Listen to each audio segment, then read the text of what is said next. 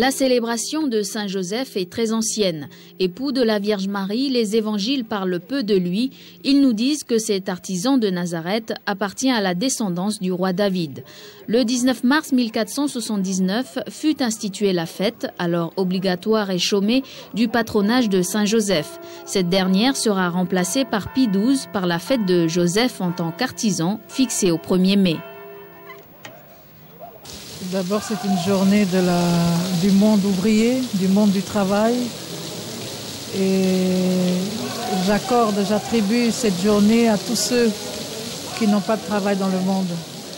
Donc j'ai beaucoup pensé à tous ces millions de chômeurs, à ces femmes, à ces hommes qui meurent de faim, qui ont des difficultés à s'en sortir dans la vie. Il est de tradition que Warishe Futuna, vu qu'on peut dire 100% de catholiques, c'est la fête de la paroisse de Moix, c'est leur saint patron. Et en même temps, c'est quand même la fête des travailleurs, de tous les travailleurs du monde entier. C'est l'occasion, avec l'homélie du Père Félicé, qui a rappelé la foi et surtout fait appel. Quand on veut le développement, il faut démarrer, mais il faut aller jusqu'au bout. Le 1er mai, fête du travail, c'est aussi la journée du muguet, petite clochette porte-bonheur. Dans certains pays, par exemple, il est de tradition d'offrir des muguets aux personnes chères. 1er mai, on ne travaille pas déjà en métropole, c'est la fête du travail. Et ensuite, on se détend.